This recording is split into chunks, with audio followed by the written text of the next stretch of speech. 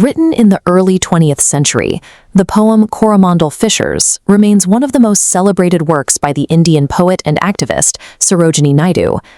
Naidu was a central figure in India's struggle for independence. Her poetic voice and political speeches were so resonant across the country that she earned the title Nightingale of India. In this poem, she transports us to the southeastern coast of India, the Coromandel Coast. The scene opens in the darkness of early morning, before the sun has breached the horizon. The air is completely still. Naidu captures this quiet with a specific metaphor, describing the morning wind as lying asleep in the arms of the dawn like a child that has cried all night. This stillness is broken when a leader calls out to the resting men, urging them to "Rise, brothers, rise," and hurry to gather their fishing nets from the sand.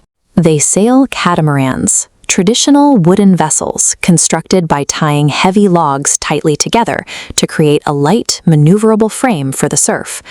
They head out to capture what the poem calls the leaping wealth of the tide, claiming their identity as the kings of the sea.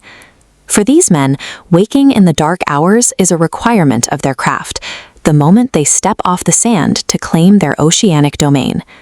As the first traces of light appear, the men throw their weight against the wooden hulls, pushing their boats off the shore and into the surf. Once on the water, they navigate using the ecosystem around them. They follow the track of the seagull's call, using the birds' flight paths as natural guides to locate schools of fish.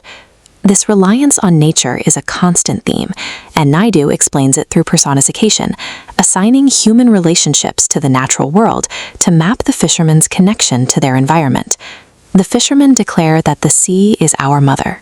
Like a parent, the ocean is the source of their sustenance, providing the catch they need to survive and feed their families on land.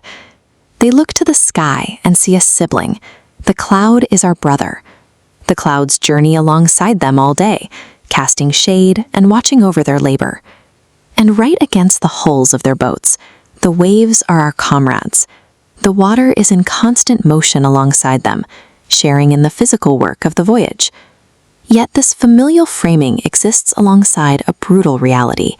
The deep ocean remains a place of risk, where sudden storms and rogue tides threaten small, hand-tied wooden boats. To manage this, the fishermen place their faith in a higher power.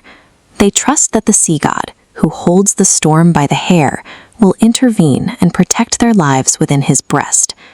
By humanizing the elements, the poem reveals how these men survive. They recognize the ocean's power, but they approach it as a respected relative that provides for their needs and guards them from harm. This brings us to the final conflict, the pull between the safety of the shore and the call of the open water. The land offers the sensory relief mentioned in the text, the sweet shade of the coconut glade and the rich scent of nearby mango groves. But the speaker makes it clear that something else pulls at them. As sweet as the shore is, sweeter the kiss of the spray and the dance of the wild foam's glee. The physical thrill of the ocean wins out. They row toward the verge, the edge of the horizon, described as the place where the low sky mates with the sea. Naidu's imagery reflects a specific method of survival. This is communal labor, requiring groups of people to work in unison to haul heavy nets and process the daily catch. Because they rely on muscle power and a precise knowledge of the tides, this way of life persists across generations without exhausting the ocean's ecosystem. The shade of the coconut trees is always waiting for them, but the Coromandel Fishers leave it behind every morning because their survival, their faith, and their identity are bound to the wild ocean.